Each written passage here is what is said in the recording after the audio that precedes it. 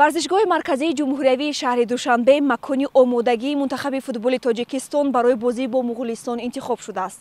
Чӣ тавре ки мебинем, ҳайат бо роҳбарии Усмон Тошев аллакай тамринҳои худро имрӯз яъне 19 март шурӯъ карданд. Вале ҳайат ҳоло комил нест, зеро баъзе аз легионерҳо ба Душанбе нарасидаанд.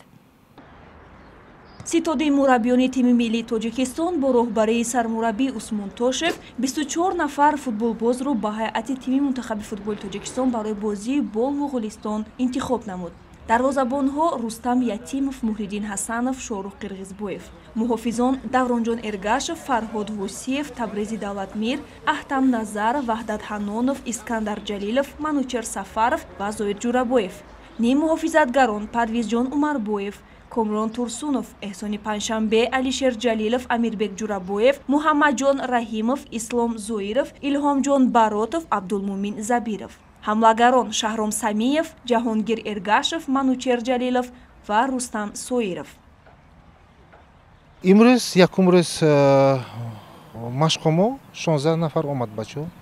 Фардо бо мебиён бо 3 кас 4 кас акун аз чет давлатҳо меомдаги бачаҳо рейсошон кати мебиён ҳаракат мекунем. Худомо нақс тайёр карда мен бозия бой гирифтам бачиба ки қариб 1 сол шуд, 1.5 сол шуд боз накардем.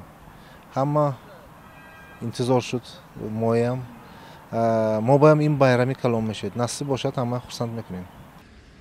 Мунтахаби футболи Муғулистон дар зинаи 190-уми радабандии ФИФА ҷой дорад. Бояд зикр намуд, ки якачини кишвар дар бозии даври дуюми марҳилаи муқаддамотии чемпионати ҷаҳон мунтахаби Муғулистонро дар сафар бо ҳисоби 1-0 шикаст дода буд. Яъне ин маънои онро дорад, ки футболбозони мо бо ҳарифон ошноанд. Ман рафта будам Анталия. Иноз Анталия ба 1 моҳ ҳамаҷиба машқ кард. Монголия ҳамна машқошона дидам, бозошона дидам, нағз тими нағз, ҳаракоташон нағз. Ман о'йлab мекунам ки бозӣ бисёр қизиқ мешуд.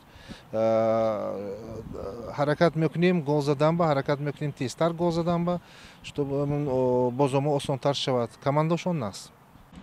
Футболбозон ҳама як мақсад доранд. Ин ҳам дар сатҳи баланд ҳунарнамоӣ кардан дар рақобати бисёр муҳиму ҳассос. Аз миёни легионерҳо Комрон Турсунов дар тамринҳо ширкат дошт. Ӯ мухлисонро барои дастгирӣ ба варзишгоҳ даъват мекунад ва мегӯяд, ки мухлисон ба онҳо боз як нерӯи иловагӣ мебахшанд.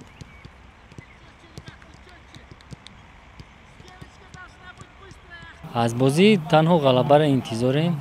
кӯшиш мекунем, ки мухлисони худро шод гардонем, чун футбол без мухлис безеб аст ва худто медонем, ки бо мухлисон бозӣ мешаванд.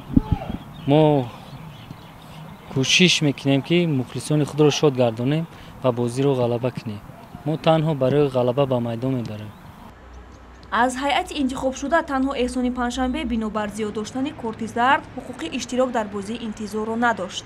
Вале дар рӯзи аввали тамринҳо ғайри интизор ҳимоятгар Искандар Ҷалилов ҷароҳати вазнини пой бардошт. Чӣ хеле ки духтури якачини кишвар Фаррух Авезов иттилоъ дод, муҳлати барқароршавии саломатии Искандар тақрибан 4-5 моҳ тӯл хоҳад кашид.